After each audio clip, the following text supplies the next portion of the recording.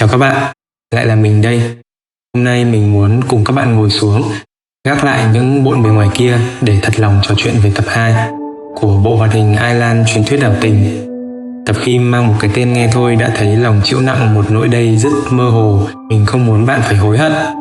Chắc hẳn bạn vẫn còn nhớ cảm giác của tập đầu tiên phải không? Một chàng trai tự xưng là kẻ du hành thời gian trôi dạt lên bờ biển, gặp gỡ ba cô gái trên hòn đảo Urashima xa xôi và mở ra một bầu không khí đầy bí ẩn. Nhưng bước sang tập này, câu chuyện không còn dừng lại ở việc giới thiệu nhân vật nữa. Bộ phim bắt đầu bóc tách những lớp đầu tiên của nỗi cô đơn, của những truyền thuyết xa xưa và cả những tổn thương đang âm thầm gặm nhấm tâm hồn của những người trẻ tuổi. Mình đặc biệt thích cách mở đầu bằng vẻ đẹp yên bình của hòn đảo, tiếng sóng vỗ rì rào, tiếng ve râm ran và những vạt nắng vàng rực rỡ. Thế nhưng sâu sau cái vẻ thiên đường ấy lại là một sự suy tàn đến xót xa. Bi kịch ập đến từ 5 năm trước, khi ba đại gia tộc gặp tai ương, sinh ra nghi ngờ lẫn nhau, khiến hòn đảo hoàn toàn cắt đứt liên lạc với đất liền, và người dân cứ thế lụi tàn dần hy vọng. Giữa bối cảnh đó, Setsuna, chàng trai mất đi ký ức, chỉ nhớ duy nhất một sứ mệnh mơ hồ là phải đến từ tương lai để cứu một ai đó, giết một ai đó và bắt đầu hành trình tìm cách hòa nhập.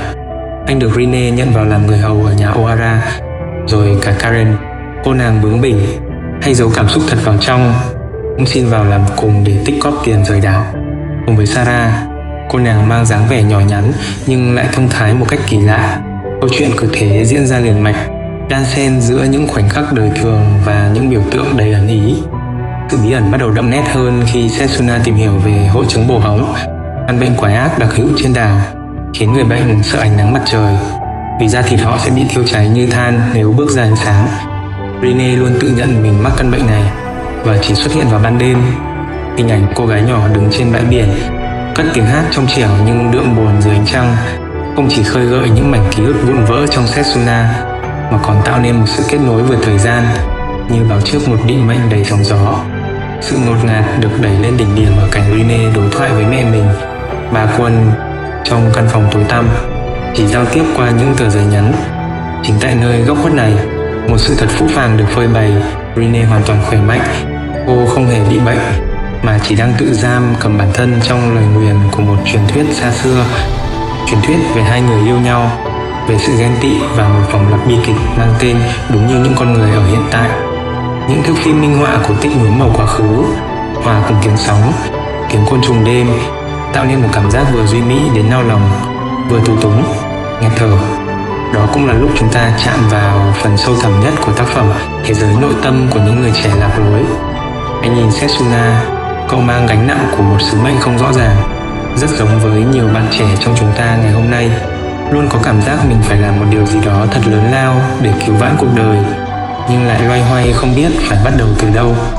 Nỗi cô đơn của anh chính là sự sợ hãi bị bỏ rơi, sợ mất đi căn tính và không biết mình thực sự là ai.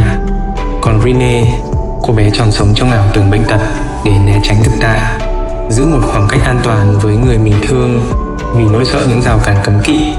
Câu nói "mình không muốn bạn phải hối hận" thực chất lại là lời tự sự đầy bất lực của một tâm hồn đang tự trách chính mình. Đó là hình ảnh ẩn dụ rất mạnh mẽ cho những tổn thương của tuổi trưởng thành, tự cô lập để trốn tránh nỗi đau, ôm lấy bóng tối vì sợ ánh sáng của sự thật sẽ làm mình tổn thương. Ánh mắt cô bé run rẩy khi đối diện với ánh nắng mặt trời chính là nỗi sợ phải thay đổi, sợ phải lớn lên. Bên cạnh họ, Karen nổi loạn vì khao khát tự do, muốn thoát khỏi sự kiểm soát của gia đình, còn Sarah lại cô độc gánh vác trách nhiệm dòng họ. Tất cả họ đều đang vật lộn với những áp lực truyền thống, những kỳ vọng và nỗi cô đơn bủa vây. Hòn đảo Urashima lúc này không khác gì một xã hội thu nhỏ, nơi con người ta bị mắc kẹt trong vòng lặp của những tổn thương, nhìn về thế giới ngoài kia với sự thèm khát nhưng lại bất lực không thể chạm tới. Xuyên suốt tập, những chi tiết cài cắm xuất hiện dày đặc và tinh tế, từ bài hát quen thuộc của Rine, ăn tròi khóa kín trên bãi biển, cho đến những giấc mơ chập chờn của Setsuna về những dòng thời gian khác, tất cả gợi mở về một vòng lặp thời gian vô tận hoặc những bí ẩn khoa học chưa có lời giải. Ánh nắng chói chang tượng trưng cho hy vọng nhưng lại mong manh, còn bóng tối vừa là nơi trú ẩn an toàn, vừa là một nhà tù giam lòng tâm hồn. Để rồi khi bài hát kết thúc vang lên, giai điệu da diết của nó như một lời thì thầm về sự khao khát được yêu thương vĩnh cửu. Tập phim khép lại nhưng lại mở ra trong lòng chúng ta nhiều suy ngẫm. Đôi khi chính chúng ta cũng đang tự tạo ra những căn bệnh cho riêng mình, tự dựng lên những nỗi sợ, những rào cản vô hình để trốn tránh việc phải đối mặt với thực tế đau lòng. Nhưng như cách Setsuna đã nói, ánh nắng sẽ không thiêu cháy chúng ta nếu chúng ta có đủ can đảm để bước ra ngoài. Cuộc sống trên đảo Urashima dạy chúng ta về cái giá của sự trưởng thành, để học cách chấp nhận quá khứ, đập tan những vòng lặp u tối và lựa chọn hy vọng. Và dẫu cho hy vọng đó có mong manh đến nhường nào, hai còn chạm đến góc khuất của sự lạc lõng, của nỗi cô đơn giữa đám đông và tiếng lòng khao khát được thấu hiểu. Còn bạn thì sao? Khi xem những thước phim này, bạn có nhìn thấy một phần bản thân mình trong đó không? Là một Rine sợ hãi tổn thương nên tự khép lòng, hay một Setsuna đang mơ hồ đi tìm lý tưởng sống?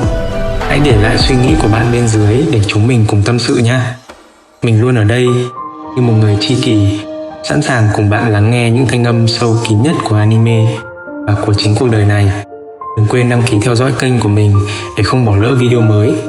Và hẹn gặp lại bạn ở video chiêm nghiệm tiếp theo.